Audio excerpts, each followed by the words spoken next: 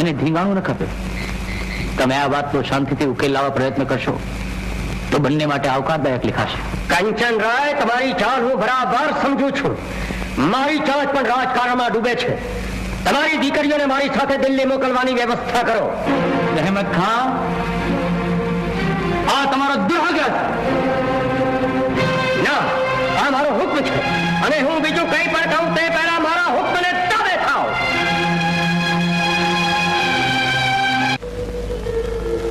તો વડનગરની ચૂડીઓ ભંગાવાનો તમારો ઈરાદો બહાર લાગે છે.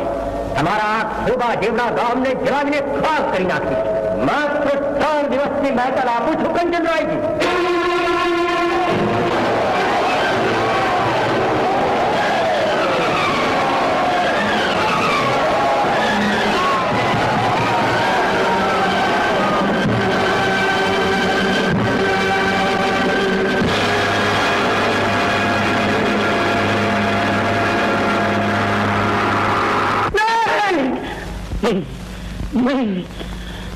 ગુજરાત પર દિલ્હીનો કોડો નહીં જવા દઉં. શું થયું બાપુ? એટલે ચૂપ કેમ પડી? કઈ જ બેટા, એ તો જિંદગીમાં પહેલી વાર ભયાનક સપનું જોયું એટલે ચીસ નીકળી ગઈ. જાઓ બેટા, જઈને સુઈ જાઓ. મને કઈ જ બેટા, જાઓ.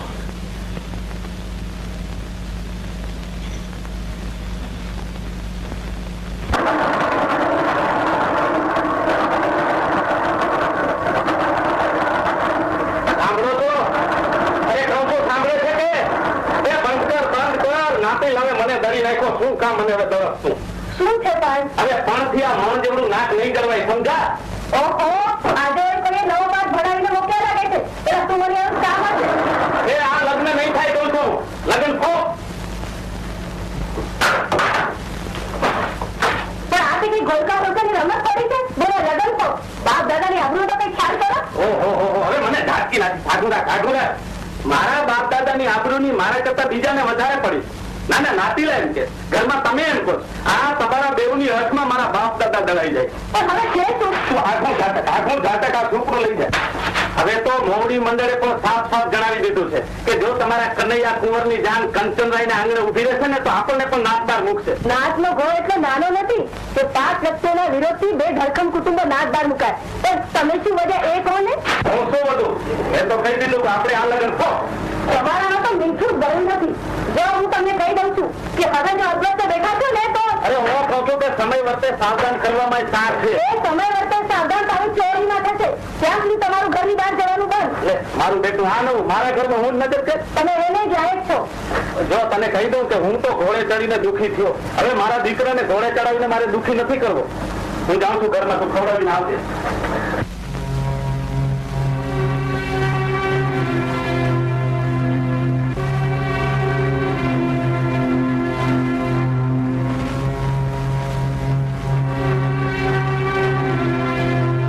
માફ કરજો કંચનરાય, હજુ અમારે નાતમાં રહેવું છે, સમાજમાં રહેવું છે. કંચનરાય, તમારી હકને લીધે આખાએ વડનગરને સહન કરવું પડશે. આપણું વહાલું વડનગર તારા જ થશે. આપણી પાદરે મીઠાના હળ ખેડાશે. મમત મેલી દો કંચનરાય, મમત મેલી દો. કંચનરાય, સાંજમાં સમજી જાવ તો સારું. શાણા હો તો લગ્નની જીદ માંડી વાળો. તમારી હકને મેલી દો, વહાલું વડનગર તારા જ થશે. તમારી હાથને મેલી દો, વાળનું વડનગર તારા જ થશે. મમત મેલી દો, મમત મેલી દો. એક તરફ નાદ, બીજી તરફ મોગલ સલ્તનત. વાલું વડનગર તારા જ થશે.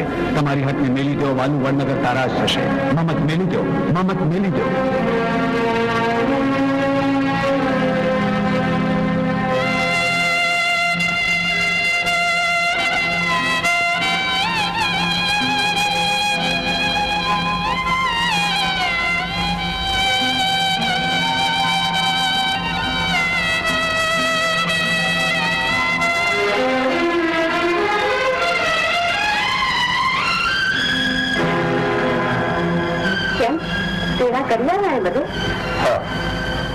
બધેથી આવું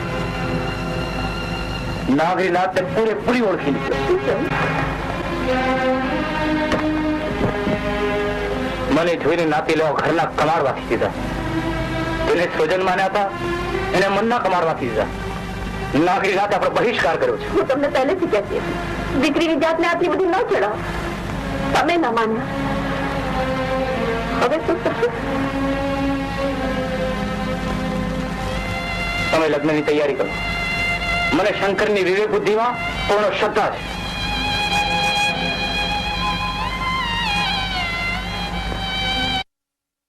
બહુ રૂપાળા લાગો છો. તે લાગીએ જ ને, છોકરાને લગ્ન કરવાના છે. બસ કે શેઠની શિખામણ ઝાપા સુધી જ. પણ 2 દિવસથી ઝાપાની બહાર ગયું છે જ કોણ? આ તો તબિયત સારી નહોતી, વાળા સુધી ગયો હતો. બાકી 2 દિવસથી ઘરમાં નજર કેદ જ છું. એવી ખોટી વાત કરવાનો કઈ અર્થ નથી. એક બાજુ નાતને બાયદરી આપો છો, બીજી બાજુ દીકરાને ઘોડો ચડાવવાની તૈયારી કરી, ગામ આખાને જમવાનું નહોતા આપો છો. અરે સુમનરાય, જોજો ને ભાયડાના ઝપાટા. હે, દીકરો ઘોડે ચડે એટલે પરણી થોડો જ ગયો. હજી ફેરા તો ફરવા દો. શું વાતો ચાલી રહી છે? કઈ નહીં, એ તો ફેરા ફરવાની. કેમ છો સુમનભાઈ? હું તો કાંતિ પ્રસાદ એમ કહેતો હતો. સુમનભાઈ, એ નહીં બોલે. હું તમને સાફ જણાવી દઉં છું કે તમારે જે કઈ કેવું સાંભળવું હોય લગ્ન પછી, ભલે મારા આંગણે કોઈ આવે કે ના આવે, પણ આ લગ્ન થશે ને થશે. કાંઈ વાત. અરે જોજો ને ભાઈડાનો ઝપાટો.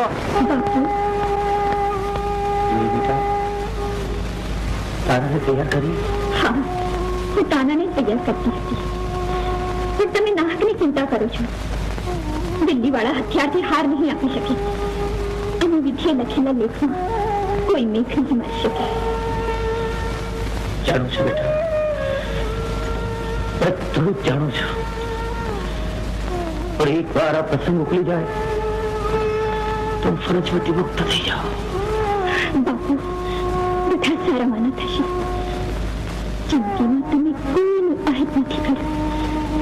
તમારું અહિત કરનારના હાથ જરૂર હેઠા જ પડશે.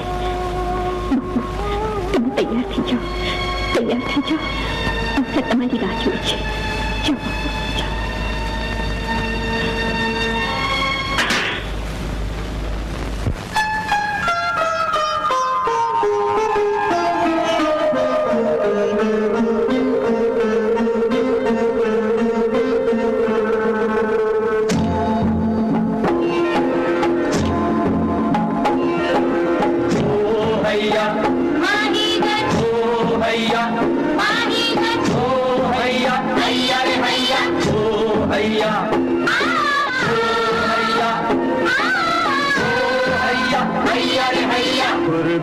पवन ताणे झीणा जल भरी नाची,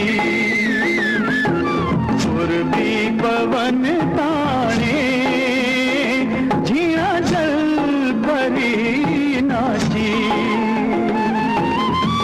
हैयानो हंस डोल तो चाल्यो जाए सामेती,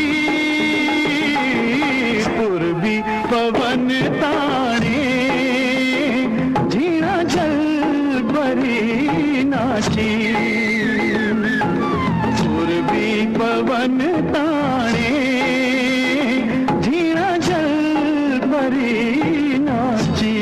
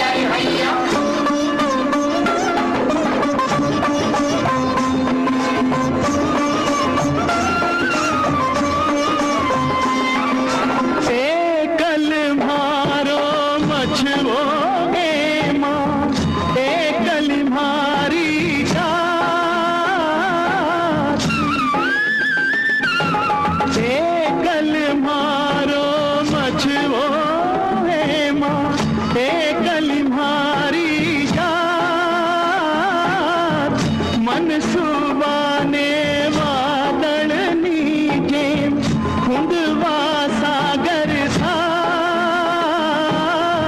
પ્રાણનું પાગલ પંખેરું ગઈ આજ ધરે